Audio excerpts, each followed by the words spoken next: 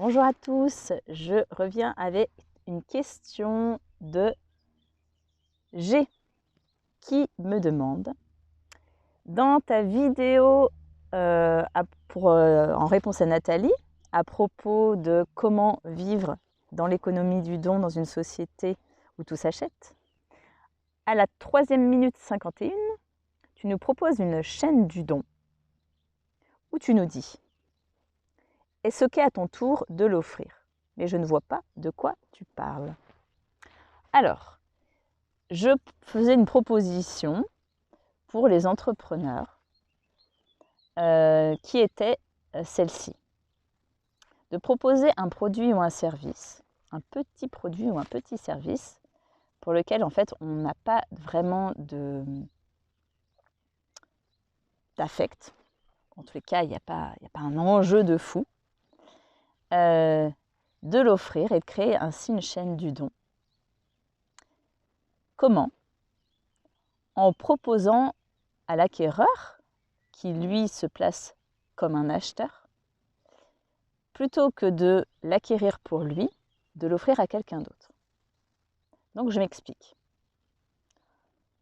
Tu arrives chez le boulanger pour acheter ta baguette. Et le boulanger a décidé de mettre ça en place sur cette baguette. Donc, tu arrives avec tes petits sous et tu lui dis: voilà, je voudrais une baguette bien cuite, s'il vous plaît. Et lui va te dire: ça tombe bien, sur ce produit aujourd'hui, j'ai une offre particulière, c'est une chaîne du don. C'est-à-dire que cette baguette, je te l'offre. Et plutôt que d'acheter ta baguette, eh bien, ton argent va permettre d'acheter la baguette du suivant. Ça change absolument rien sur un plan économique, parce que voilà, on va prendre les sous, on va les mettre dans la caisse et on va te donner une baguette. Sauf que la baguette que je vais te donner, c'est la baguette que moi je t'offre. Et l'argent que tu vas me donner va me permettre de donner la prochaine baguette à quelqu'un. Donc ce quelqu'un, il va percevoir ton cadeau à toi, ta baguette. Alors il y a certaines personnes qui pourraient me dire: mais c'est bien se compliquer la vie pour pas grand-chose, ça revient au même et c'est plus direct. Oui, mais la différence, c'est que moi, le pain que je vais manger à midi, c'est pas le pain que je me serais acheté moi, c'est le pain que quelqu'un m'aura offert. Et rien que pour ça, il aura une autre saveur.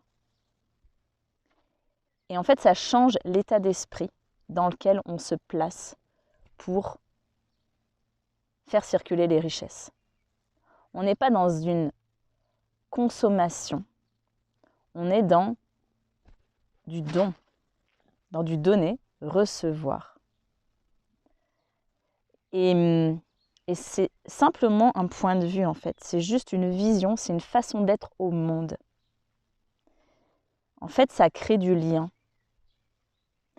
Et je crois profondément que c'est ce dont notre monde a besoin aujourd'hui, de se réunir. C'est comme si notre état d'esprit jusqu'à présent nous a vraiment divisés et où on est assez seul. On se sent seul en tous les cas. On a beau être entouré en lien, plus qu'en lien avec tous les réseaux, etc., avoir des millions d'amis, je ne sais pas quoi. En réalité, ce que je vois en tous les cas, c'est des humains profondément esselés. Et du coup, qui sont dans une sorte de détresse, d'inquiétude,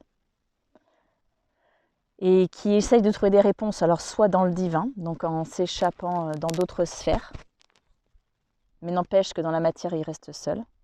Donc ils vont chercher ce sentiment de plénitude de cette façon, mais n'empêche que l'expérience de quelque chose de plus grand ne pourra pas se faire autrement que dans le rapport aux autres. Parce que sinon, ça ne s'appelle pas une expérience.